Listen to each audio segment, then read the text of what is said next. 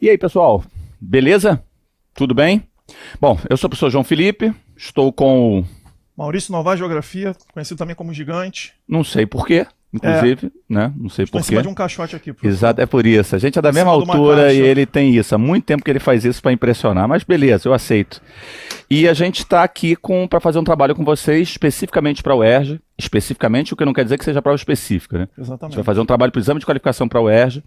Mas os temas são tão abertos, tão importantes para a geografia, que obviamente você que é de outro estado, a gente do QG acaba abrangendo gente com objetivos variados, Enem, mas também outras coisas, pode aproveitar. A ideia é, eu e o Maurício a gente se conhece há muito tempo, ele inclusive inventa aí que foi meu aluno, mas é mentira. Eu posso dar o dia, a hora, o local e o ano que isso aconteceu, mas tudo bem. Tudo bem, vamos fingir que não foi.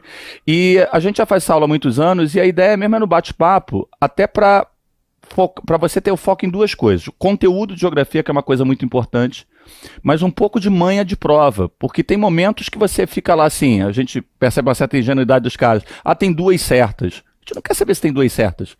Qual delas dialoga com a charge? Qual delas dialoga com... E no UERJ ela tem essa característica muito marcante das alternativas, elas estarem muito intrínsecas com o texto, com a charge, com o gráfico, com o mapa colocado. Então é aquele papo clássico de às vezes é que o cara acha que está certo, responde uma outra pergunta que não é aquela. Isso é uma coisa que os alunos reclamam muito com a gente. Poxa, mas isso aqui não tá certo, tá? Se a pergunta fosse outra. Ou seja, a gente vê uma certa maldade dos caras, né? Com certeza. Até maldade no coração. Aquela alternativa que foi feita assim, pô, mas eu fiquei com dúvida com essa. Really? Que você ficou em dúvida? Você ficou em dúvida porque o cara escreveu pra você ficar em dúvida. Sem dúvida. É o falso diálogo com a imagem. Na verdade, você tem uma informação da imagem que tem a ver com a alternativa tal, mas não foi isso que ele pediu. O cara tá de causa e aquilo ali é consequência. O cara quer uma relação e aquilo, na verdade, é algo que tangencia o tema. Então a gente quer trabalhar os temas, que são temas muito importantes. Obviamente a gente é apaixonado por geografia e a gente acha os temas muito legais, mas a gente quer passar para vocês um pouco de método de prova, porque às vezes faz diferença. E uma coisa que a gente fez aqui na hora de montar esse material, até conversei muito com o João sobre isso, é que como o concurso é para uma universidade estadual do Rio de Janeiro, normalmente costuma aparecer na prova questões de Rio de Janeiro, questões específicas, né, de geografia da cidade ou até do estado, embora a cidade apareça com uma certa relevância a mais. Mas o tema que a gente escolheu aqui são temas, na verdade, temas de qualquer vestibular que você vai fazer no Brasil, de Enem. Né? Claro que vai ter, de repente, uma puxada ou outra para o Rio de Janeiro, mas com assuntos da geografia geralzona mesmo. E toda vez que alguém vai fazer um vestibular para uma universidade ou estadual ou particular num estado, é bom que a pessoa estude a geografia daquele estado, que ela busque isso por fora. Eu sempre indico que entre no site do governo do estado que você vai fazer a prova, que as fontes são boas, né? Mas a nossa ideia aqui é trabalhar com temas geraisões de geografia mesmo, temas de vestibular, temas UERJ, temas Enem, por que não? E vocês vão ver aqui ao longo do nosso bate-papo que a gente deu aí uma caprichada e que vocês vão gostar. Falar uma última coisa nessa introdução, na verdade duas. Essa dos dados oficiais, isso é bem interessante, que geralmente é a Secretaria de Planejamento do Estado. Isso. E às vezes tem estado, tipo assim, a gente não queria falar de Goiás por causa do Botafogo, mas eu vou dar uma guarida, já passou. Um estado como o Goiás, por exemplo, tem nos concursos públicos, é obrigatório cair Geografia e História de Goiás. Então, às vezes, vocês não pegam questão de vestibular do teu estado, mas tem de concurso público, e o cara dá aquela abordagem. E o segundo ponto é observar que, às vezes, a questão está usando um dado da cidade ou do estado, mas a pergunta não é sobre a cidade. A pirâmide etária da Bahia, por exemplo. É pirâmide etária. O assunto é pirâmide etária, é população. Não é especificamente da Bahia, você tem que ser baiano para responder. Você tem que saber geografia e entender o que significa uma pirâmide etária, o que são, na verdade, né, os elementos que a pirâmide oferece para acertar a questão. Eu diria até que a questão bem feita é aquela que usa a realidade geográfica do estado ou da cidade, mas que não exige que o cara conheça aquilo. Exatamente. Verdade que a gente já viu na UERJ algumas que eles escorregaram. Tem uma que é clássica, não sei se você vai concordar comigo, que é meio absurda. O cara botaram uma foto da Avenida Presidente Vargas e ela vem da Candelária, e o cara perguntava qual era o objetivo da construção da Presidente Vargas e na maior cara de pau botaram o gabarito, ligar o centro à zona norte. Porra, meu irmão, isso é quase que uma prova para 7 Rio, para ser guarda de trânsito. Com certeza. Para professor do município do Rio de Janeiro. Do município do Rio de Janeiro. Aí o cara é de Macaé, o cara é de Angra dos Reis, vai fazer, pô, que rua é essa? O cara que vem ao Rio uma vez pagar uma conta e volta, né? Antigamente era muito comum. Exatamente. Isso aí é uma crítica ao nosso colega que fez essa questão. Essa questão, na verdade, ela é uma questão equivocada, porque você obriga o cara a saber a rua. É diferente quando o cara conta para você qual a rua e ele pede um contexto. Em outras palavras, pessoal, a gente adora geografia, a gente joga geografia o máximo, mas só na ONU tem 193 países. Se você botar mais os penduricalhos aí, vai a 200. Terra emersa no mundo tem 150 milhões de quilômetros. Amigão, nem a gente sabe esse troço todo. Poxa vida. A gente sabe os conceitos, e aí tu aplica. Você aplica os conceitos. Então, cuidado para não... A Síria, é claro, uma questão sobre a guerra da Síria é sobre a guerra da Síria. Uma questão sobre o relevo americano pode não ser a questão dos Estados Unidos, é relevo, pô. Então, quando a gente faz as questões, a gente tem que pensar nisso. Às vezes, o cara te obriga a um conhecimento específico. Estados Unidos, China, Brasil, porque tu é brasileiro, tu tem que saber. Exatamente. Agora, não vai ter a questão de Honduras, que você é obrigado a saber Honduras. João, e se cair Honduras, eu faço o quê? O que caiu, cara? Caiu o quê? A pirâmide etária? Você tem que saber a pirâmide etária. Caiu a agricultura? É provável que Honduras esteja ali representando um tipo de país que tem uma agricultura com tal característica. É isso. E é legal você conhecer a geografia da América Central, ter uma noção Óbvio. de insular e continental para você É isso. pegar o contexto da questão. Mas não é isso que vai fazer você acertar a questão. Exato. Isso é muito... Conhecer a geografia de Honduras, ou enfim, a pirâmide etária da Bahia, como caiu uma vez, o pessoal falou, caiu Bahia. Gente, foi a pirâmide etária da Bahia que Essa é caiu. a pirâmide etária, né? É. A aula, em geral, não é a Bahia. A aula é a pirâmide etária. Por mais que a Bahia seja maravilhosa, né? Com certeza. Vamos que vamos. Questão 1. Fala aí, gente. Geralmente tem uma charge. Nem sempre a charge é engraçada. Isso é um problema sério, porque muitas vezes a piada que você não achou graça é o gabarito. E aí, como você não achou graça, fica difícil de você marcar. Enfim. Também não adianta ficar rindo lá igual um idiota, fingindo que você achou Hoje, engraçado. dependendo da crítica que a charge faça e de que lado você esteja da balança, você vai gostar muito da charge, você vai achar a charge horrível. Exatamente. E vai buscar uma resposta que seja contrária ao que você acredita naquela charge ali. Esses meninos estrearam na vida política num mundo bizarro, né? Antigamente era mais fácil. Era mais tranquilo, Muito né? mais fácil. Quanta briga, né? Com primo, com amigo, gente. Não pegou final de Guerra Fria ainda. Pois a briga era lá fora, que era só alegria, aqui só estava felicidade. redemocratizando. Exatamente. Vamos ter que mudar, sim. Sabia que não tem a piada? Não é engraçado, eu concordo que não é engraçado. Mas o cara, que não conheço, o Gilmar, ele acha que tem uma graça. Então aqui, eles estão em cima do telhado da casa, lixo pra caramba, pneu de um lado, umas garrafas ali, resto de televisão e tal. Então... O que o Leonardo está dizendo vai ter que mudar, vai sair da casa, porque a casa acabou. E ele vai dizer mudar nossos hábitos. É engraçado? Não é. Mas, obviamente, há uma... É uma crítica social. É uma crítica social. Até porque uma coisa que eu exploro muito em sala e eu aproveito para falar com vocês também, é que falta muito, na verdade, toda vez que você tem enchente, quando você tem lixo demais na rua, quando acontece alguma coisa que envolve, né, não só poder público, um fica apontando o dedo pro outro, né, aquela famosa frase do a culpa é minha, eu boto em quem eu quiser. Teve enchente, o governo bota a culpa em São Pedro que choveu demais. Aí a população bota a culpa na prefeitura ou no governo do estado porque a rua ficou suja. Ninguém acusa o golpe, ninguém chama a responsabilidade para si. E nessa charge aqui ele faz uma crítica exatamente que nós também, por exemplo, enquanto pessoas, enquanto cidadãos, que jogamos o nosso papelzinho de bala de vez em quando, nós temos que fazer a nossa parte, temos que mudar os nossos hábitos também. Não cabe só à sociedade, mas a quem gere, a quem governa, a empresas. Tem que ser uma parada em conjunto. E como tem ali no jornalzinho dele aí o Lei do Lixo, né? É pensar que normalmente essas questões, elas querem coisas estruturais, né? Porque às vezes tem um itemzinho que o cara vai falar assim, não, porque em tal lugar teve a lei. Gente, de novo, assim, 150 milhões de quilômetros quadrados de terra emersa, 200 países, você não vai saber tudo. Então, muitas vezes, quando tem uma alternativa com um detalhe que você nunca ouviu falar, tem um autoestima um pouquinho mais elevado no seguinte sentido, pô, será que essa altura do campeonato, você chegou na preparação para o vestibular, sem nunca ter ouvido falar em tal coisa, será que isso é relevante? De maneira geral, aquilo, ou a tua preparação realmente está muito equivocada, tá? Ou aquilo que está ali é para preencher. Eu tenho que botar a letra B, Exatamente. amigo. Eu tenho que botar a letra B. E o cara vai lá e puxa uma coisa do país. E tem umas que eles botam as alternativas assim bonitas, que você fala assim, nossa, pelo grau de fofura tinha que ser essa, mas assim, viagem total, né? Com aquelas musiquinhas de sininhos badalam, mas não tem nenhum sentido. Depois se apaixone por ela, mas marque a outra, né? É isso. O lixo gerado... Lixo, para botar um nome bonito, já que estamos na seção fofura, é resíduo sólido. O Brasil tem uma lei nacional de resíduo sólido que tenta lá organizar para onde você vai depositar esse material.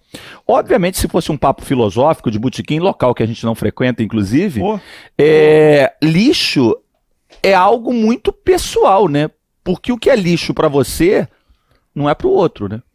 E aí, quando você tem uma sociedade tão desigual quanto a nossa, você acaba tendo aquelas cenas, podem ser cenas horrorosas, eu fico muito sensível, por exemplo, com idosos mexendo no lixo, tentando pegar alguma coisa. Pra você, a atividade termina botando o saco no lixo e depositando. Pra outra pessoa tá começando, né? Acabou. Tanto é que quando a gente vai falar, por exemplo, tem sempre a polêmica, né, da reciclagem, o seletivo, não é, mas meu prédio não tem isso. Gente, só da... É triste o que eu vou falar, mas é assim. Só do saco ter apenas latinha de alumínio facilita muito o cara que vai... Porque o cara no tato, ele já vai perceber assim, isso tem coisa de valor pra mim ou não. Exatamente. O cara que conhece, que já tá ali o tempo inteiro, sabe se é lata, se é papelão, se é garrafa PET, né? Ele já tem essa noção pelo tempo, pela experiência. Porque eu já fiz trabalho de campo na época da faculdade no... lixão lá da Vila Catiri, em Bangu, aqui no Rio de Janeiro, e o pessoal espera o caminhão da Conlube chegar e o pessoal se aglomera. A cena, assim, é impressionante, ela é impressionante. A caçamba inclina, o pessoal quer ser o primeiro a pegar aquele saco de lixo que chega, para pegar mais rápido, a maior quantidade possível de materiais descartados ali e conseguir fazer dinheiro com aquilo. Quem quiser, assim, não é desestressar totalmente que você está pilhado com o vestibular, mas o filme O Lixo Extraordinário é muito bom, né? Excelente. Muito bom, assim, mexe com a tua cultura um pouco e você vai ter uma percepção um pouquinho diferente do tema, né? Sim. O lixo gerado especialmente nas cidades mais populosas se tornou no último século um dos fatores causadores de impactos ambientais nem sempre reversíveis a curto prazo. Um dos problemas e uma das soluções relativas ao acúmulo de lixo em áreas urbanas são apresentados em... Então, repara, o tema lixo para a gente é um tema mega importante. Ele poderia ter uma outra abordagem, né? A gente poderia sair para a causalidade de tanto lixo produzido. Poderia ser uma tabela mostrando diferença da quantidade de lixo gerada por país, e aí você cairia numa questão de renda, mas não só de renda. Porque você poderia ter, sei lá, obviamente, muito mais lixo gerado nos Estados Unidos do que na Honduras, que a gente falou agora, por causa da grana. Mas espera aí, também se gera mais lixo nos Estados Unidos que no Japão. E a grana é pau a pau. Porque aí entra a questão da grana, do teu poder aquisitivo, mas entra também a questão do nível de consciência ambiental. Uma das coisas, e de consciência coletiva. Uma das coisas que... aqui no Brasil catando lixo quando acaba o jogo, isso já basta. E essa questão aqui, que a gente vai dar prosseguimento já, ela já tem uma coisa que é muito caráter UERJ. Duas perguntas numa questão só. Uma só. E eles colocam causa-consequência, né? Repare, muitas das vezes eu vejo meus alunos, quando trazem dúvidas de questão UERJ pra gente, assim, marcando uma alternativa que tá errada, mas que a primeira parte tá certa. Isso. E aí o cara fica entre duas, onde as duas primeiras partes estão certas e a dúvida fica na segunda parte, ou ao contrário. É fundamental que vocês entendam que em questões desse tipo, onde você tem e como possibilidade de resposta, X e Y, você precisa atender de forma correta o comando dos dois lados. Aquele pede problema de um lado e solução do outro. Se você tiver dois problemas, você não responde a questão. Então, isso é fundamental. Isso é muito treinamento, é pegar as provas antigas e fazer. Isso acontece no Enem também. É treinamento. Né, e perceber que, via de regra, nesse caso você vai ter até uma questão que vai se destacar, um item que vai se destacar mais do que os demais, do que os outros, justamente porque ele pega problema de um lado, solução do outro. Então isso tem que ser assim. E o que o João fez agora de grifar é uma coisa que eu falo sempre. Sublinhar comando de questão é fundamental. Porque te obriga, é que nem na questão discursiva. Cite e explique. Se você só cita e não explica, você ganha metade da questão. Grifar os comandos. É problema de um lado, o que ele quer, né? Problema de um lado, solução do outro. Sejam disciplinados, né? A gente, nas turmas de escola que a gente trabalha, a gente até vê que vocês sabem o assunto. Mas vocês têm uma coisa meio também de escrever. A pergunta é cite, o maluco mete um texto de 4 linhas. A pergunta é explica e vem uma palavra. Às vezes uma palavra. Aí tu vai, meu irmão. É o mal de, às vezes, saber demais. Quando o cara, às vezes, está muito bem preparado, ele sempre, não, tem pegadinha, não é possível, não pode ser só isso aqui. Às vezes a questão é fácil, o cara tem que marcar o X e acertar, mas ele não acredita que é aquilo porque ele já estudou e acha que a questão tá fácil demais. É isso. Sejam disciplinados, assim. Se o cara vai mandar você procurar duas coisas, sublinha o que ele mandou. Ele procurou o quê? Tá pedindo um problema? Então o número 1 é problema. Eu vou na primeira coluna, eu vou ver se aumento de emissão de gases, que é a letra A, é um problema. Destruição da reserva florestal, se é um problema. E se é um problema ligado ao lixo. Exatamente. Diminuição do reservatório de água, se é um problema ligado ao lixo. Poluição do ecossistema fluvial, dos rios.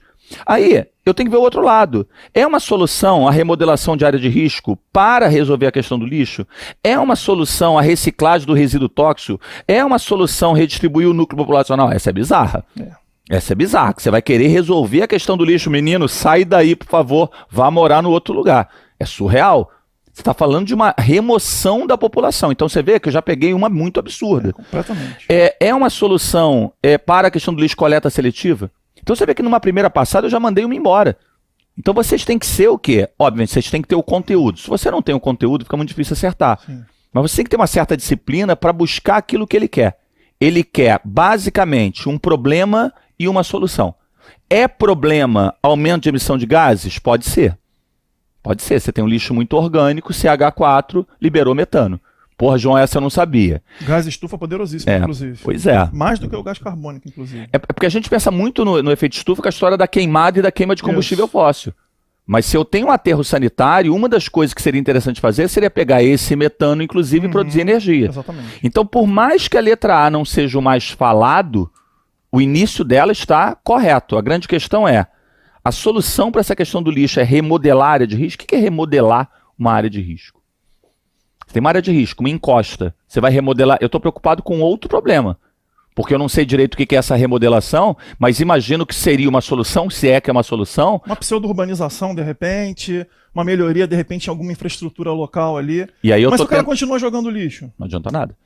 Essa é uma solução razoável se eu pensar na questão do desmoronamento. Exatamente. Na queda de encosta. Aí você vê qual é a malandragem da prova, ela pega, eu ouvi falar nisso. Não, mas você ouviu falar um monte de coisa, meu irmão. E aí você está com uma solução para um problema que não é exatamente esse, ok? Destruição da reserva florestal, aí complicou, né? Lixo é um problema, mas imaginar que você vai destruir a reserva florestal porque você tacou lixo, exatamente, não é o caso. Bom, João, você já tinha tirado assim, então você vai me impor a letra D, é isso? Bom, a letra D envolve poluir, eu não disse como, ecossistema fluvial. Jogar lixo não polui rio, bota aí sim, poluição rio. O que você vai ver? Um monte de garrafa PET, um monte de coisa naquele rio. Sem contar com chorume, que vai infiltrar no solo, vai contaminar o lençol subterrâneo.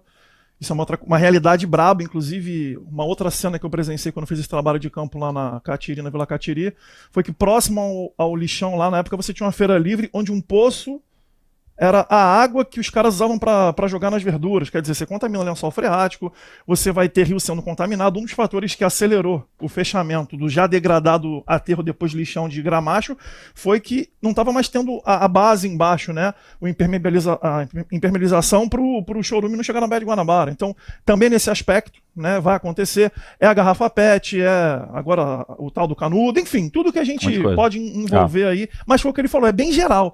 Ele não especifica. Né? Contaminação por isso e isso. Não. Quanto mais geral, melhor para marcar, porque não tem muito risco. Exatamente. Aí você tem que ver se o outro lado é solução. Coleta seletiva é solução? É parte dela.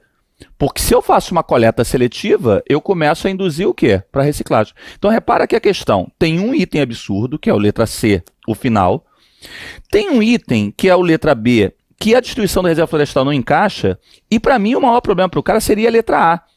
Porque ela está correta no início. Isso. Ela é uma solução no final, mas para outro problema, para a questão do desmoronamento. Então, é provável que se essa questão fosse aplicada na UERJ, nós tivéssemos, sim, sei lá, 50% de acerto, 45%, 55%, mas essa letra A teria um percentual alto. Sim. Uns 30% do cara que foi lá e marcou essa e acabou errando porque não viu que não era. E não é uma questão fácil, mas não é uma questão difícil. É uma questão de nível médio, porque força você a analisar duas alternativas, a e a D, e fazer o que a gente está fazendo aqui, na verdade. Interpretar o que está sendo escrito e se tem relação com problema e solução para o caso que ele está trazendo aí, que é o lixo. E se você acha que lixo é um tema que tem muita chance aí, a gente acha que é uma possibilidade, cara, não tenha vergonha não. Dá uma pelada, faz um glossário. Maurício falou em chorume, tu não sabe o que é chorume, vai lá, escreve, cara. Vocês estão tirando muita foto. E aí o que acontece é foto do quadro, foto disso, foto daquilo. E é mais complicado para você decorar. A gente aprende, o Maurício deve ter acontecido parecido, a gente aprende bastante coisa na faculdade, mas a gente aprende muito dando aula, cara. Com certeza. Quando você pega para explicar o tema lixo para um colega, você tem que dar uma volta para fazer a explicação e aquilo passa a ser seu. Então tu não sabe o que é chorume, você não sabe o que é reciclagem, obviamente todo mundo sabe. Mas talvez você confunda reciclar com reutilizar, porque não é a mesma coisa. Porque reciclar, você pega a latinha de alumínio e ela volta a ser lata de alumínio.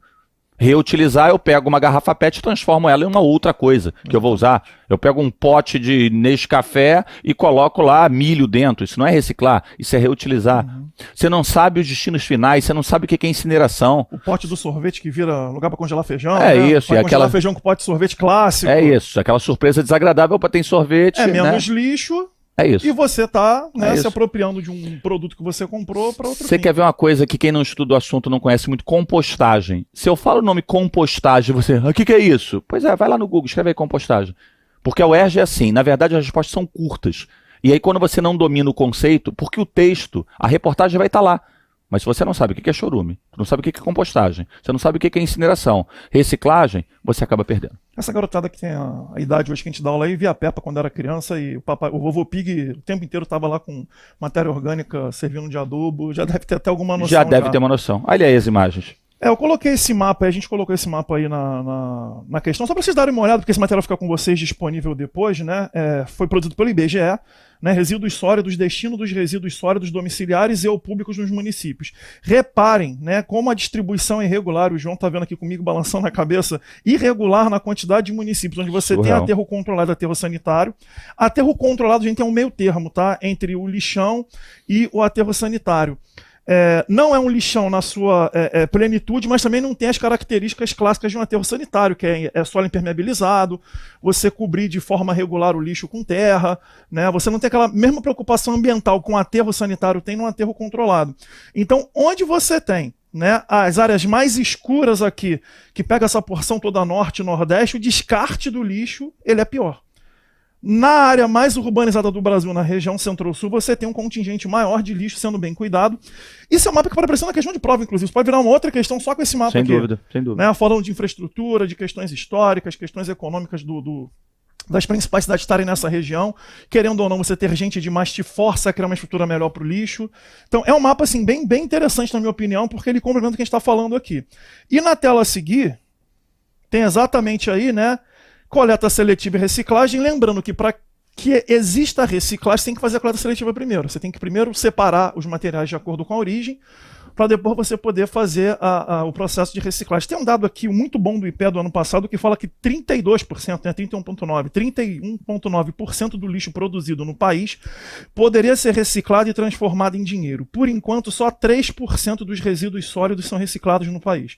No Brasil, há 1 milhão de catadores de material reciclável. Ou seja, aí é uma questão extremamente socioeconômica do lixo servindo como fonte de renda, do lixo servindo como, na verdade, sustento para uma população que está excluída socioeconomicamente dos meios mais convencionais, do mercado formal, da economia formal, e vendo o lixo uma possibilidade de sobrevivência. Isso aqui entra com a redação bonita também, né? Sim, um temazinho de redação, você ter um repertório sociocultural aí. Até porque esse 3% aqui, grande parte é lata de alumínio, né? Sem dúvida. Porque a única coisa, quando você abre na rua para beber uma cerveja, já tem alguém do teu lado encostado, esperando, até pelo valor de mercado que a lata de alumínio tem em relação aí a... Não, o pessoal mal educado que tá com uma lata de alumínio no Brasil, o cara gatito, o cara já pula e já pegou. Como um gato. E aqui tem uma coisa que é assim, o Brasil, o país do mundo que mais recicla coisa é o Japão, né? Porque aí é coisa bem cultural da população. O Japão não tem nem espaço para ter lixo, para ter muito depósito de lixo, não tem essa questão. Cara, não tem lixeira na rua. Uma coisa, você só vê lixeira na rua no Japão do lado das máquinas, porque tem muita máquina. Se você colocar aí no Google, colocar assim, máquinas, bebidas, máquinas, ruas do Japão, vão aparecer várias máquinas, um monte de coisa. Cigarro, bebida, produto alimentar como um todo, até aquele macarrão lá que fica pronto na hora, tem máquina de pizza, tem um diabo. Muito bem. Você olha a rua em volta, cara, é muito limpa. E aí do lado dessas máquinas já até tem lado de lixo por causa da reciclagem. No resto das ruas não tem. E não é uma coisa maneira não, assim, pra gente como turista é meio assim, no início você fica meio, comprou uma bala, pegou a bala, tá com papel na mão e tu vai andando, quando vem a lixeira eu jogo. Não tem lixeira, amigo. E tu vai andando, até que você bota no bolso, porque o lixo é teu. Exatamente. É uma parada cultural. Então eles pegaram isso. Cada um com seus problemas. Resolve aí. E aí eles são os maiores campeões de reciclagem de tudo. Menos numa coisa que ninguém vence o Brasil, que é a reciclagem de latinha de alumínio. O Brasil tem mais reciclagem de latinha de alumínio do que o Japão. E obviamente não faz sentido eu reciclar, eu só tenho consciência ambiental para latinha de alumínio. Latinha de alumínio eu salvo o planeta, o resto que se dane, não faz sentido. É porque não tem a ver com consciência, tem a ver com grana. Gasta-se muita energia elétrica para pegar a bauxita, que é a matéria-prima, e transformar em alumínio. Então as empresas pagam muito pelo alumínio porque você pega a lata e ela volta a ser lata de alumínio. O Japão recicla muito por consciência ambiental. E aí eles reciclam tudo, com valor ou sem valor. E no Brasil, infelizmente... no caso do Japão, até problemática geológica, né? O Japão é um país paupérrimo em recursos minerais, é um país de formação territorial recente. O que eles puderem aproveitar, Exatamente. não só para uma questão ambiental, que é louvável, e a gente vê que eles no dia a dia fazem isso, pensando na questão mesmo do... Né, o lixo é meu e se eu resolvo o meu, o outro resolve o dele, você tem uma cidade mais limpa, um ato quase patriótico, até pela carência de matéria-prima, né? E no caso aqui não. Não é que o cara não tenha consciência ambiental, mas ele não está reciclando no Brasil lá de alumínio por consciência ambiental. É por carência. Aí eu te falo, e por que não recicla papel, papelão e tal? Recicla também, mas muito menos, plástico, porque tem menos valor. Agora, era o caso de botar valor nisso para o cara reciclar? Não sei. É óbvio que o ideal é que a nossa sociedade evolua de grana, tenha mais consciência sobre isso e atue de uma maneira ambientalmente mais correta. Educação ambiental, acho que é o X da questão aí que faz muita falta, né, nessa hora. Questão forte, tá? Que, cara, vai ter questão de impacto ambiental porque a UERJ tem cobrado Sim. impacto ambiental. Agora, Não vai ter no Enem também. eu tô num dos meus trabalhos, eu tô fazendo justamente impacto ambiental essa semana. E a gente foi até a letra J. Porque assim, você conhece aquecimento global, inversão térmica, ozônio, ilha de carbono, tem que fazer a atmosfera toda. Aí tu sai, salinização, desertificação, processo erosivo, e vambora. É muita coisa. Lixo. Então, vai cair, às vezes cai mais de uma. O importante é que você tenha esse Uma domínio. coisa que eu vi você dizer uma vez numa aula, impacto ambiental, normalmente quando cai no vestibular, gente, é sempre aquela coisa clássica, né? Ou causa ou consequência, o que pode ser feito para atenuar e minimizar o processo. Vamos ser propositivo. Ou o cara quer a causa, ou ele quer a consequência dele, ou o que eu faço? Telhado verde, tá na onda agora cair telhado verde. Jardins verticais. Jardins verticais. O cara quer cobrar enchente. O cara quer cobrar, sei lá, ilha de calor. Amigão, se o telhado verde segura a umidade, se o telhado verde permite que você tenha essa umidade sendo evaporada, ele tanto pode aparecer como resposta, porque, vamos lá, o ERJ gosta de IFE, né? Então, se ela quer problema e solução, telhado verde pode aparecer na segunda coluna, tanto para uma questão de enchente, quanto para uma questão de ilha de calor. Sem dúvida. Então, se você não sabe uma dessas coisas, corre lá atrás. Aliás, tem uma aula tua, aquela aula ficou aberta? Ficou. Ó, procura... 1h30. Meu irmão, 1h30, porque esse cara é guerreiro, né? Eu não, 1 hora acabou porque eu tô velhinho e não aguento mais. Foram 2h45, rolou um show do intervalo rápido. Procura lá, QG do Enem, Maurício Novaes, a impacto interferência das ambiental. sociedades sobre a natureza. É 1h30, eu começo desde poluição atmosférica e passo por tudo. Claro que por ser uma aula online, a gente dá uma dinâmica diferente na aula, mas tem imagem, tem dados, enfim. Bota pra Tá rolar. liberada lá. E aí, gente, assim, eu tô com pouco tempo, professor e tal. Amigão, estilo podcast, fica aí estudando e ele tá falando lá. E ele vai falando, sei, opa, parou, voltei. Voltou, porque ele tá falando aqui do tal do telhado verde que eu não entendi como é. Aproveita. Vamos lá, questão 2. Só usamos 28 minutos na primeira questão, não foi uma média boa? Tá bom, a gente agora tem 32 pra fazer 4. Pra fazer 4, Tá então bom, vamos agora lá. vai ser também no combo, né? Vamos melhorar. É uma musiquinha do Engenheiros do Havaí, que eu não vou cantar aqui porque eu já dei aula o dia inteiro e a minha voz não permite que eu faça isso. E se eu começar a cantar, vocês vão parar de assistir a aula. A gente quer que vocês assistam a aula. Uma questãozinha clássica, né? Corrida para vender cigarro, cigarro para vender remédio, remédio para curar a tosse, tossir, cuspir, jogar para fora. Corrida para vender os carros, pneus, cerveja e gasolina, cabeça para usar boné e professar a fé de quem patrocina. Querem te matar a sede, eles querem te sedar, eles querem te vender, eles querem te comprar. Corrida contra o relógio, silicone contra a gravidade, dedo no gatilho, velocidade. Quem mente antes diz a verdade. Isso aqui é, 2019 total. Satisfação garantida, obsolescência programada. Eles ganham a corrida antes mesmo da largada. Gente, essa questão é uma questãozinha clássica que vai trabalhar, na verdade é uma crítica, né, ao fato de nós fazermos parte, né, de uma sociedade capitalista de consumo, uma sociedade que o tempo inteiro nos induz a comprar, mesmo que a gente não precise daquilo, né? Quem nunca por impulso comprou? Quem nunca, em algum momento, consumiu algo, até comida? Às vezes as pessoas estão com algum problema assim, estão chateadas, estão estressadas, enfiam a cara na comida, ou consome um bem qualquer. O consumismo está enraizado na alimentação. E isso, na verdade, se materializa muito, né, na forma como a sociedade no Brasil, por exemplo, e no mundo ocidental, né, lida com essa questão do alimento, com o consumo de bens como um todo, principalmente essa questão de eletroeletrônico, celular, automóvel, assim. E a gente está cada vez mais, uma coisa que eu falo muito para os meus alunos em sala, até botei umas telas aqui mostrando isso, a gente está cada vez mais em casa acumulando quinquilharias, bugigangas eletrônicas. Onde é que essa questão quer chegar com essa abordagem? Vamos ver aqui o que ele está pedindo. Uma coisinha, essa obsolescência programada podia aparecer na questão anterior, de Também. lixo.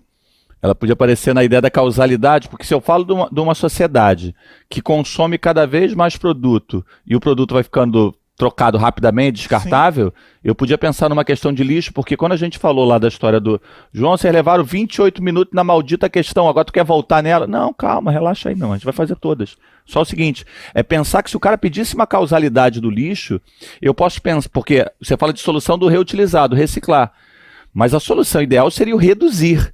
Porque se você reduz o consumo, só que ao reduzir o consumo... São os chamados R's da sustentabilidade, né? Que hoje em dia está em pauta. E quando você reduzir o consumo, você afeta a economia, porque os caras não criaram essa ideia do produto descartável por acaso. Um produto que dure muito, se você não troca, eu diminuo minha venda. Só que, por outro lado, se eu estou trocando algo que eu não tinha necessidade de trocar, eu estou gastando energia, eu estou gastando matéria-prima e ainda tenho o descarte de alguma coisa. Com certeza. Aí ele diz assim, os diferentes modelos produtivos de cada momento do sistema capitalista sempre foram resultado da busca por caminhos para manter o crescimento da produção e do consumo. A crítica ao sistema econômico presente na letra da canção está relacionada à seguinte estratégia própria do atual modelo produtivo toyotista. Ó, botei essa questão aqui para a gente trocar uma figurinha, porque essa temática Fordismo, pós-Fordismo, a UERJ gosta. Impressionante. É um ano sim, outro também. E uma parada interessante. Tem muito aluno, João, que confunde, por exemplo, Taylorismo com toyotismo. Eu acho que as palavras são parecidas, né? Gente, por favor. Frederick W. Taylor, enrolei até a língua aqui. Frederick W. Taylor escreveu um livro, tá, no início do século XX, chamado Os Princípios da Administração Científica, onde ele foi o teórico que foi às indústrias ver como estava sendo feita a produção naquela época, e a partir do que ele enxergou, ele propôs um conjunto de ações tomadas na linha de produção que o Ford leu, aproveitou e colocou em prática. Aproveitou. Então é muito comum a gente ter, né, tanto na hora de trabalhar esse modelo, esse momento do modelo fordista, o termo Taylorismo, Fordismo. Pois é, eu acho que aí é que o bicho pega. Porque o cara, você repara que vocês podem fazer duas confusões. A confusão por causa do nome, Taylorismo com toyotismo, parou. Começa Taylor com T. foi uma pessoa, Toyota, Japão. O toyotismo é o novo. Isso. O Taylorismo é lá atrás. Mas tem uma maldita que é o Taylorismo com Fordismo. Porque como a gente acaba falando, porque eles são, não é que eles sejam a mesma coisa. Na verdade, um é o teórico, o outro é o prático, mas que ainda assim não colocou tudo que o Taylor escreveu em prática. Ele colocou para a produção de automóvel dele ali. O que eu posso te dar de dica é o seguinte, eu nunca vi numa prova uma questão que o cara botasse uma charge, um texto, e aparecesse Taylorismo e Fordismo como alternativas. Pode acontecer? Até pode, mas vai ser bizarro. Sim. Porque em grande parte do momento eles se associam. João, e se acontecer? Porque eu sou pessimista e tal. Cara, Taylorismo em geral ele vai associar mais com a questão da mão de obra, do gerenciamento da mão de obra. E o Fordismo, na verdade, pegou isso e foi além. Ele pegou um sistema produtivo como um todo. A gente não fala do produto do Taylorismo e pensa lá no produto. A gente pensa muito mais no gerenciamento da mão de obra. Exatamente. Mas é uma sacanagem se o cara botar os dois. Então pensa na dupla Taylorismo-Fordismo. Então o Taylor começa uma coisa, o Ford aprimora isso, amplia isso, como uma lógica rígida.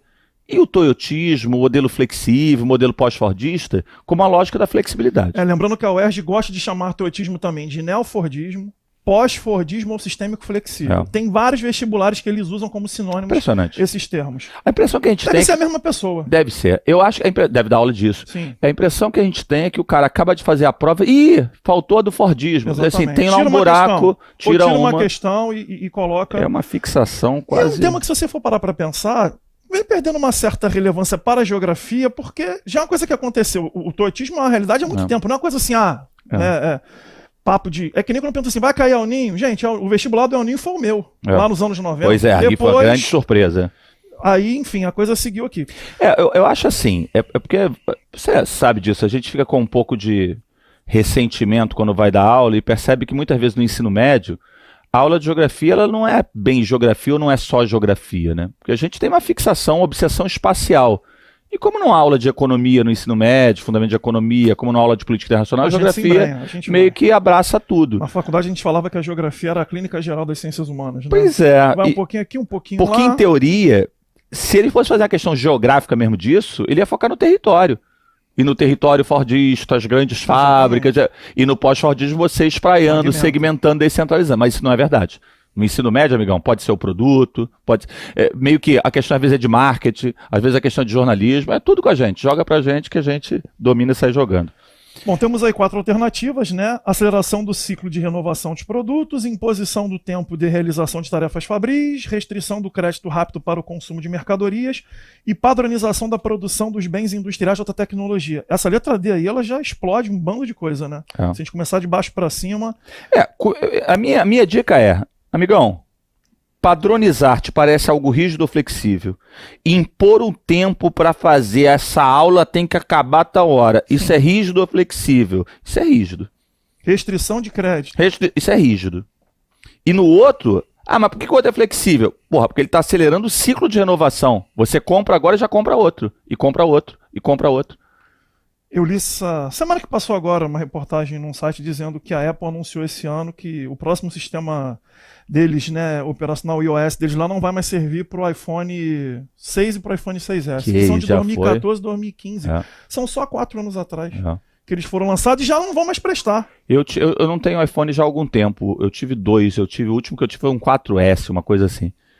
E tu sabe que eu fiquei muito pé da vida quando trocou o cabo da capa, porque a carga era assim, era um grande... vai a merda. Comprar adaptador e não sei o quê. Não é que o outro é melhor também não, que também o outro vai morrendo lá, atualizei lá, tem Olha esses celulares aí na tela, João, qual desses você já teve? Eu arrisco a dizer que eu tive quase todos. Eu tive, o primeiro eu não tive... O Nokia tijolão eu tive, esse primeiro aqui. Cara, esse aqui tirava muita onda, caraca, isso aqui, eu ganhava um dinheiro já, professor.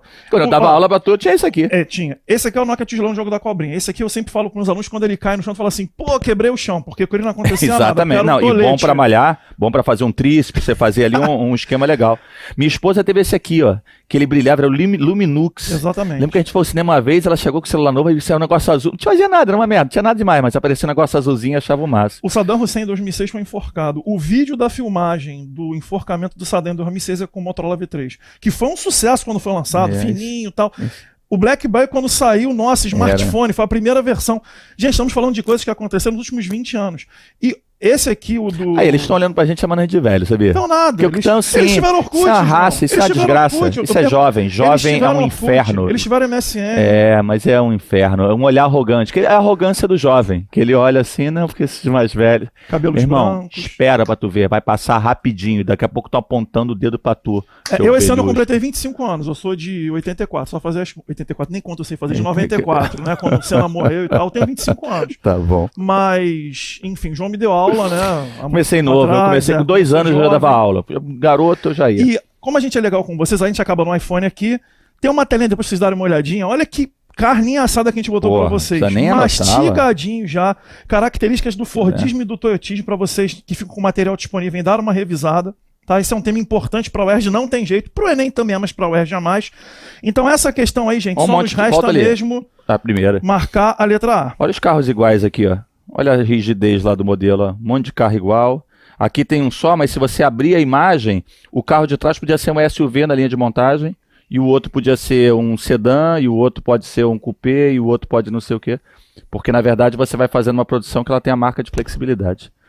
Você substitui a estandartização pela produção por gama, por variedade. Isso é uma marca registrada dessas mudanças aí E tudo é flexível, né?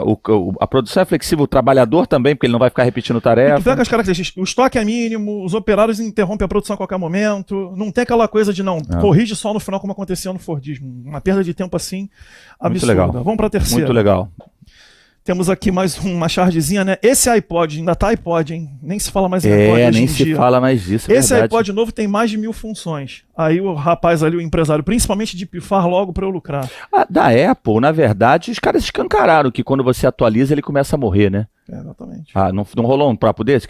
Vamos combinar? É porque o aparelho é bom e o celular tá muito caro, porque ele deixou de ser um aparelho de telefone, né? Ele substitui tudo, menos falar. A câmera é sinistra e tal, Ninguém beleza. tira foto mais na rua com câmera de... Não dá. Antigamente tinha aquelas câmeras da Sony clássicas, hoje em dia... Agora, a despeito disso, de que o produto é muito bom e faz muita coisa, pô, isso é mó tapa na cara, né? Tapão, né? De mão aberta, o cara foi lá, te vendeu uma parada cara, e aí manda assim, não, que aí atualiza e ele começa a pifar. Os caras assumiram isso e a gente continua comprando. Fizemos um telefone com prazo de validade para daqui a pouco não servir mais para você comprar outro. Lide com isso. Vamos embora para a questão 3. Não dá nem para ler esse texto todo, não. Não dá não. Mas ele fala das obras que aconteceram no Rio de Janeiro, nesse caso aqui, né, para as Olimpíadas, né? Ele fala das remoções, né, que esse senhor aqui, Altair, ele viveu na vida. Fala de Lagoa Rodrigo de Freitas, no primeiro momento. Depois ele fala da Vila Autódromo, né, e da construção do Parque Olímpico. Gente, essa aqui é uma questão clássica, tá, que trabalha basicamente com um processo que os vestibulares cobram muito, repito, não só na UERJ, mas os vestibulares cobram muito, que é o fato de você ter numa cidade áreas que num dado momento da história estão degradadas, e que a partir de um marco, a partir de um divisor de águas, algum governante, algum prefeito principalmente, resolve meio que dar uma... eu não gosto de falar revitalizar não, porque já existia gente ali, né? Mas dá assim uma... como você trabalha, uma enobrecida, né? Você investe, você faz uma reforma naquele espaço, aumenta os espaços de convivência pública ali. E essas pessoas que vivem nesses espaços, elas acabam tendo uma mudança de quem frequenta, do olhar que o especulador imobiliário dá sobre essa região. Então ele vai falando da Lagoa Rodrigo de Freitas, depois fala de aeroporto aqui, né, de favela Cidade de Deus para construção de aeroporto, de ligação de linha amarela, e por fim ele acaba em Parque Olímpico, né? Enfim, é um texto longo para contar que ao longo da vida esse senhor aqui, o seu Altair Nunes, ele foi retirado, né? Porque olha o título, mega eventos aceleram um processo de remoção de população de baixa renda no Rio de Janeiro. Aí depois você entra aqui na questão que fala, o processo descrito na reportagem é conhecido como, essa questão, se o cara sabe o que é conurbação, periferização, macrocefalia urbana e gentrificação, ele já acerta. E são, na verdade, 4 itens que não tem como ficar em dúvida entre uma e outra, não. Aí tu tem que ter o conteúdo. É essa hora que a geografia ela fica um pouquinho mais raiz, você tem que estudar urbanização, que você tem que saber os principais conceitos relacionados ao processo de urbanização como um todo, né? O que é conurbação, que é quando você tem 2 ou mais cidades, né? Que a partir do crescimento horizontal delas você confunde os seus limites. Isso é uma conurbação, um processo clássico. Nós temos a periferização, que é justamente a expansão da malha, né, urbana de uma cidade, quando você começa a ter essa cidade crescendo para os lados, porque ou você cresce para cima e verticaliza, ou você cresce para os lados, é o chamado crescimento horizontal. É quando você começa a afastar, inclusive, a população que ocupa uma cidade daquela área central onde a cidade começou, como acontece aqui no Rio de Janeiro com a Zona Oeste, né, seja Santa Cruz, seja a Barra da Tijuca e depois Recreio, ou em direção à Zona Norte. Tá? Então esse processo de periferização é a expansão da quantidade, inclusive, de pessoas que vão viver na periferia, mais afastadas do centro. A gentrificação, que é o gabarito, eu vou falar sobre ela no final. Macrocefalia urbana. Esse tema ele é um tema que, assim, o conceito nem é complicado de você trabalhar com macrocefalia urbana, não. Mas a gente fica assim meio com uma certa dúvida. O que acontece? A macrocefalia urbana é uma consequência do processo de metropolização. É muito comum, uma coisa que eu comecei a reparar quando eu ainda estava, né, começando a dar aula na época, na Copa de 2006, na Alemanha, que eles falavam assim, o nome de uma cidade e falavam a população. Cidade tal, Stuttgart, Düsseldorf, 700 mil habitantes, 800 mil, 500 mil, cidades que a gente conhece, cidades com uma certa pompa na Alemanha, mas assim, importância 600 econômica, mil, né? Não, 800 mil. Frankfurt com a Bolsa de Valores, uma Ponta Grande tem 900 mil pessoas. Aí tu faz a comparação, sei lá, Duque de Caxias, Nova Iguaçu. O que acontece? É uma marca registrada do processo de urbanização nos países subdesenvolvidos, que é mais recente, que se intensifica no pós-Segunda Guerra Mundial, você ter o fenômeno que a gente chama de metropolização.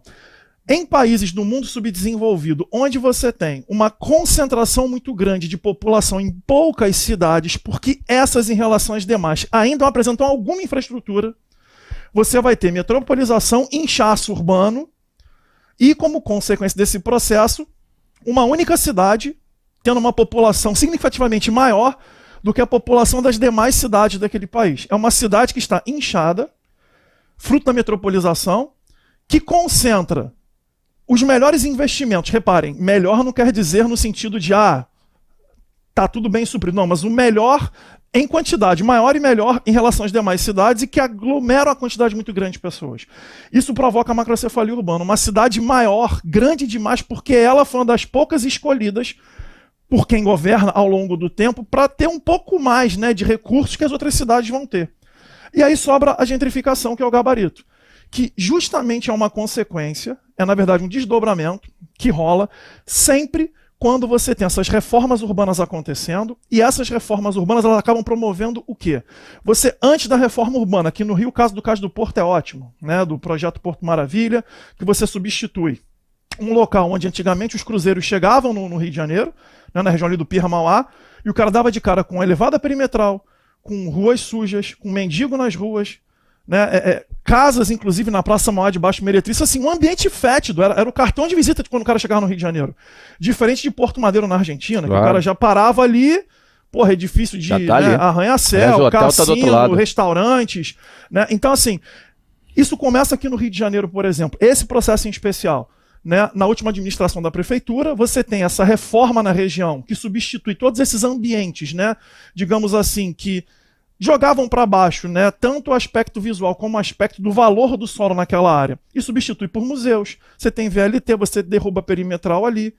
Você agora vai final de semana, um dia de sol naquela região, tem muita gente tirando foto, tem gente no Museu do Amanhã. Eventos, né? É um local legal de se caminhar. Você substitui os antigos, né,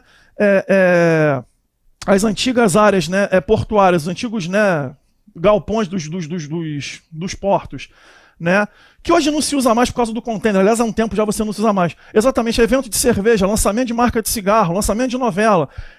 E aos poucos, se você tinha nesse lugar um bar que vendia um PF por R$10, ou se você tinha ali aquele botequim clássico, aquela população local acostumada àquele tipo, àquele ritmo de vida, com a melhoria que essa área vai sofrer, começa a surgir um restaurantezinho gourmet, começa a surgir um restaurante de cerveja especial. Você começa aos poucos a dar um valor àquela área, né? Imobiliariamente, que aquela área não tinha, mas como ela foi na verdade, né? Ela passou por um enobrecimento urbano. Né, a gentrificação, se você for pegar a definição clássica, é enobrecimento urbano. Essa área que foi valorizada imobiliariamente, ela começa a ficar cara para quem ali estava, e esse cara, ou na marra, se for surgir um grande empreendimento, ou porque o bolso não consegue bancar aquilo, esse cara vai embora. Sim. Então a questão mas se a casa for dele, a casa é dele, mas o bairro vai mudando tanto que o mercado está muito caro. O bar tá muito caro. Alguém encosta e fala assim, tua casa é muito grande, eu levanto um prédio de 4 andares aqui. Pois é. O que acontece é o seguinte, gentrificação vem do gentry, daquele burguês inglês, mas não é nobre, né? Inglaterra quer ser nobre. Então o gentry, a palavra gentrification, veio daí. Na origem do processo, em geografia, só usavam gentrificação para a área que foi nobre, decaiu e deu uma retomada. Na origem era isso. Só que aos poucos, né? Meio que todo enobrecimento... Aquela região do autódromo ali, por exemplo, não nunca foi uma área nobre. Então, se você... Era uma área periférica, inclusive, da cidade. É isso. Se você fosse pegar naquele conceito lá original, não seria. E aí não teríamos nem resposta. Porque ali não era só periferização. Entenda bem, essas 4 coisas podem ser resposta. Depende do texto. Sim. Depende da tabela, depende da charge. Conurbação. Vinha caminhando por Niterói em tal momento, botei o pé na rua tal, mas ali é Niterói ou São Gonçalo, não sei o quê. Bom, resposta, conurbação. O cara vem com um texto, uma imagem, uma rede urbana solar, uma cidade gigantesca e várzea do lado, mais nada. Pô, macrocefalia. Uma tabela, Buenos Aires tem 40% dos argentinos, tem metade dos argentinos urbanos, macrocefalia. Parece demais. Tal. Repara, cada uma dessas coisas pode ser resposta, depende do texto. Para essa aqui a gente marca a gentrificação nesse conceito mais aberto da ideia de, enobreceu tal área. E aí uma coisa curiosa, eu achei ótimo quando você falou assim, não uso revitalização, eu também não uso. Porque quando você fala revitalizar... Eu não gosto, porque parece que não tinha nada, era uma área erma, né, completamente... E aí é meio assim, o ideal é usar refuncionalização, né? Você muda ali a função. Refuncionalização, enobrecimento. É isso. E tem uma coisa curiosa, eu fiz uma experiência agora, já tinha feito ano passado, e fiz com os alunos agora, do segundo ano de uma outra escola que eu trabalho. Aliás, um abraço, meus queridos e tal. Eles fizeram um trabalho sobre gentrificação. Botei um monte de cidade no quadro e eles escolheram. Um cara estudou Cidade do Cabo, outro botou Rio de Janeiro, outro botou Berlim, Lisboa, não sei o que e tal. E eles apresentavam. Eu falei assim, para mim isso é a essência da geografia. Porque vocês vão trazer fatos do país. Trouxeram até uma coisa de Madrid que eu não sabia. Por acaso já até fui a Madrid, mas não sabia disso. Um aluno falou assim, o bairro de Chueca, na verdade, ele foi inicialmente um bairro da comunidade LGBTQ, porque ele era um bairro muito pobre naquela central abandonada, e os caras, né, preconceito, homofobia na época do Franco, o que eles faziam? Ninguém vai no bairro tal, então vamos ficar lá. Então eles ficaram naquela área. Com a redemocratização da Espanha, e os caras fazendo eventos, festas e tal, aquele lugar virou um lugar nobre. E aí rolou a gentrificação. Aí eu falei para eles, eu por acaso conheço Madrid, mas não sabia essa história. Mas isso não me impede de dar aula de geografia. Eu fui a Barcelona antes, então cheguei em Madrid cheio de expectativa. E eu fui a Barcelona antes, quando eu conheci Madrid. Mas se eu tivesse ido só a Madrid, talvez eu tivesse gostado mais. Porque Barcelona tem um pouco mais de Rio de Janeiro. É mais fácil de gostar de Barcelona de cara, porque assim, é uma cidade mais aberta. Exatamente. E aí você vai lá e no fundo você não aprende geografia, você comprova a coisa, isso e aquilo outro. Então o que vocês têm que pensar tá um texto aqui sobre Rio de Janeiro, mas eu não faço Rio de Janeiro, eu vou fazer a USP. Você vai fazer a USP? O VEST? Legal. Ano retrasado que é a gentrificação no Rio e sobre Itaquerão, sobre o Itaquera. Não importa o lugar, desde que você saiba o quê? O conceito.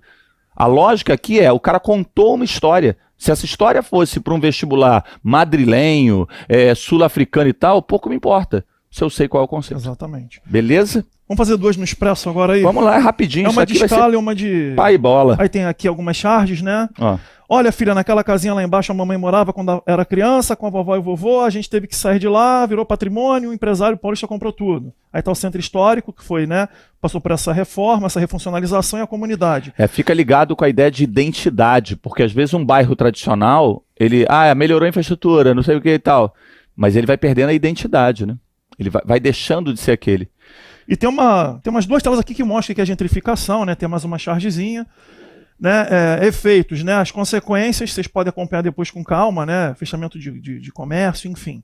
E a gente cai numa questão que a UERJ ela costuma atacar essa parte de cartografia, ou fuso horário, ou projeções cartográficas, né, alguma coisa assim de cilíndrica, de cônica, ou de azimutal, de repente uma comparação de Peters com Mercator, ou uma questãozinha de escala. Para a gente ser assim mais cirúrgico nessa questão, tem dois mapas do Brasil, na verdade um só, um escalão para 25 milhões e dá um zoom no estado do Rio de Janeiro que tem escalão para 4 milhões. Aí seguindo aqui ele fala, né, o primeiro mapa representa o Brasil e alguns países vizinhos, enquanto o segundo mapa representa o estado do Rio de Janeiro.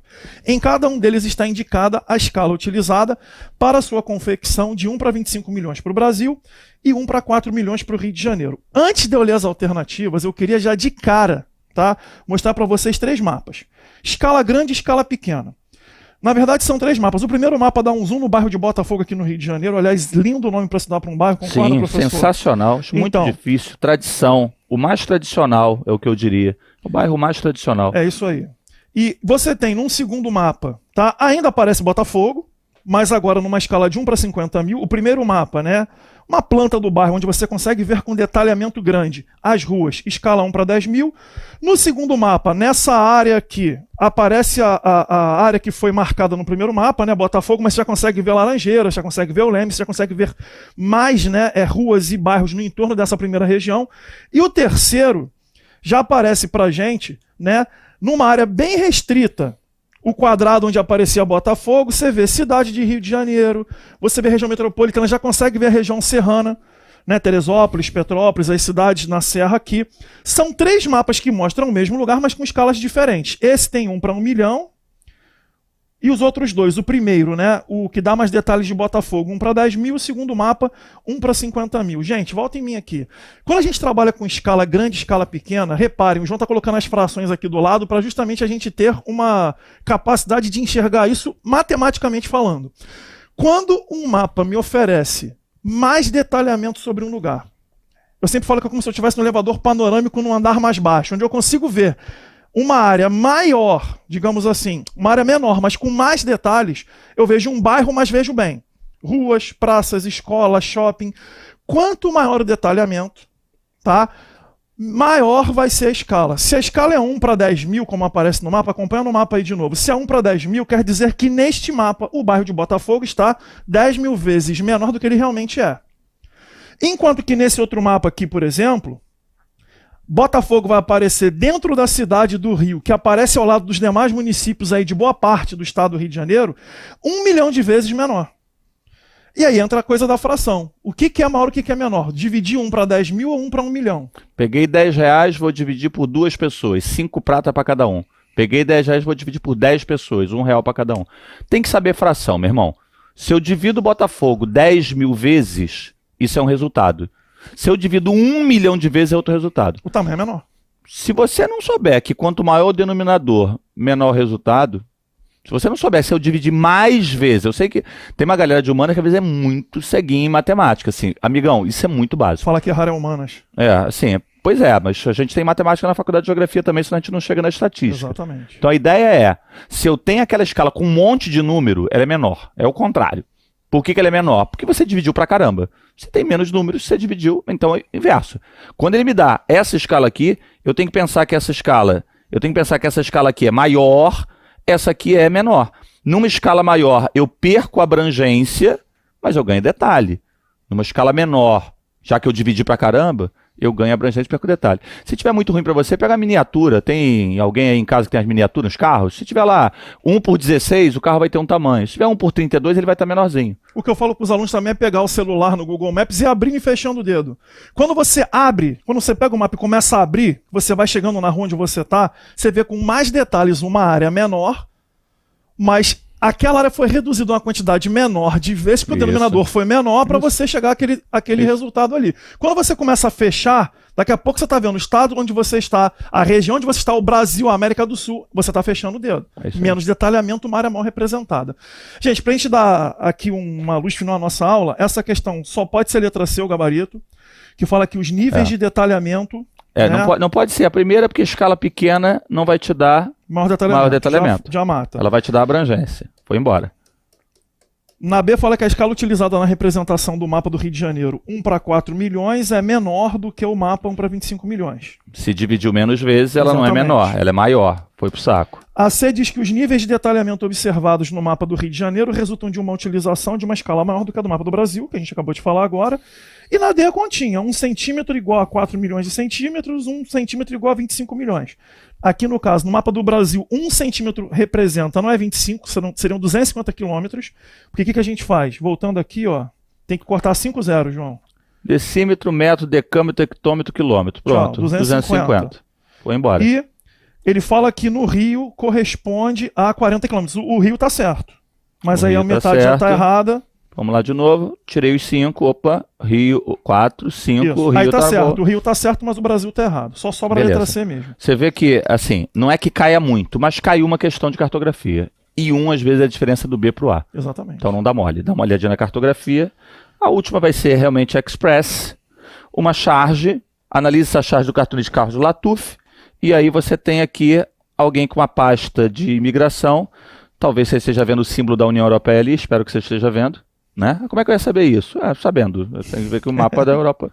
Tem coisa, gente, que assim, meu nome é João, o nome do Maurício é Maurício. Assim, eu não sei qual é o seu nome. Márcio, Antônio, Joana, Márcia, é o nome. No meu caso, falam que meu nome é gigante, Maurício é meu apelido. Pode ser. Mas aqui o símbolo da União Europeia é uma simbologia que você tem, famosa do mundo, como a bandeira americana, a bandeira brasileira e por aí vai.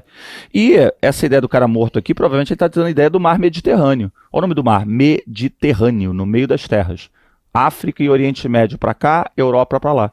E os caras pegando essa rota, Europa bloqueando, um monte de coiote tentando fazer a travessia da fronteira, acidente. Foi quando aquela criança que apareceu morta na praia também, bizarro. Porque o guarda era muito grande, não era do teu tamanho, mas ele era muito grande, né, o guarda turco, né? E ele pega o menino, aquela foto é horrível. E a criança de bermudinha, de... É horrível. E ele tá de bruço, né? É horrível, então marcou isso. Um ministro europeu revoltado com a política de controle no nome de país, ele falou assim, o Mediterrâneo virou um cemitério. E é isso, os caras controlando. É correto afirmar que a charge ilustra a imigração de europeus após diversos atentados ocorridos. Bom, não está representando os europeus saindo. Pode botar europeu saindo? Sim, bota na Segunda Guerra Mundial, aí era o contrário, né? Era o europeu tentando ir para tal lugar. Não é isso que ela mostra. Ironiza o muro de contenção da imigração mexicana nos Estados Unidos. Por motivo de não ter um muro ali, não. Assim, se ele quisesse um muro, ele botaria um muro. O mexicano tentando fazer uma prova de atletismo pulando o muro. Comprando Big Mac no alguma piada com o muro. Não tem um muro ali. Né? Aí é comum também botar o muro de Berlim. E tem vários muros no mundo atual. Os muros né? da globalização. Por aí vai. Eu tenho um vídeo, é uma pena que eu fazia vídeo muito ruim na época, né? Quando eu comecei a fazer videozinho assim. Agora eu faço melhor, até o celular é um pouco melhor. O da Irlanda é bem legal. Eu tenho um vídeo em Belfast, se você botar aí Belfast, sei lá como é o nome do vídeo que eu botei. Áreas católicas e protestantes e tal. E tem um lugar que o cara fecha, numa mesma rua, em Belfast, o cara fecha o portão à noite para separar a área católica da área protestante. Então você tem vários muros no mundo atual. Aliás, falando dos seus vídeos, eu vi recentemente aquele da loja em São Paulo que não tinha funcionário. Esse é legal. Apareceu logo depois no Jornal Nacional reportagem. Aquele é legal. Cara, muito legal aquilo. Aquele é muito louco, o YouTube né? desse cara tá muito bacana, porque ele vai nos lugares e dá uma aula ao ar livre, assim, mostrando características da geografia. Pô, muito bacana. É melhorar... professor João Felipe. Professor João Felipe. Tem que melhorar o som lá e tal, mas tem umas coisas legais porque eu não tenho muita pretensão. Esse vídeo é curioso porque a gente tem um olhar sensível para a máquina que gera desemprego. E esse, como o tema interessa muita gente, tá meio bombado lá, tá viralizando. Só que aí você vê, no Itaim. No Itaim, não tem nenhum funcionário na loja. Você entra com o seu QR Code e tal. Só que entra os comentários muito loucos. E quer que o dono da empresa faça o quê? Calma, gente. Exatamente, as pedras voam. Calma. A gente só está dizendo que num país com tanta gente pouco qualificada, se você começar a acabar com o emprego de gente de menor renda, o que esse país vai É sobreviver? porque hoje em dia você faz uma leitura sobre algo qualquer, interpreta de um jeito, quem não concorda com você já está atacando Não pedra em cima precisa de ter você. opinião sobre tudo e não precisa partir para o confronto em tudo. Calma, respira um pouco. Apresenta a questão dos refugiados, sobretudo sírios, que por conta da guerra em seu país tentam chegar à Europa pelo Mediterrâneo. Aí, tá aí. Tá prontinho. Debate a situação dos jovens britânicos. Não está discutindo o britânico. Geopolítica cai na prova, mas isso não costuma ser uma questão tão difícil. Tem uma percepção mais geral. Aliás, Gravado. gente, antes de encerrar a aula rapidinho, eu estou pedindo para meus alunos darem uma olhada em China, né, antes do vestibular da UERJ. Tem que dar uma olhada no GeoDicas. Também. Porque esse cara trabalha demais. Ele vai botando lá todo dia um monte de coisa. Meu irmão, senta na véspera da prova, 48 horas antes, brinca ali meia hora. É impossível não acertar umas 4 questões em cima daquilo. É porque tá acontecendo e está jogando. E tem um vídeo dele com o Márcio Branco sobre China, que foi gravado aqui no QG há uns 2 anos atrás, muito bom. Pega a China de Mao Tse Tung até os dias atuais. Gente, é 1 hora de vídeo, assim como ele indicou o meu e também é bom para a UERJ. Esse de China, gente, é imprescindível que vocês deem uma olhada, porque a história com a geografia ali, 1 hora de aula a gente faz o que a gente fez aqui, né? Faz uma passada rápida nos assuntos, nos temas. Mas assim, qualquer conteúdo que você conseguir nessa altura do campeonato agora e agregar para a prova que está se aproximando, melhor para você, tá? Boa sorte, galera. Valeu. Obrigado Forte pela abraço. presença. Tchau.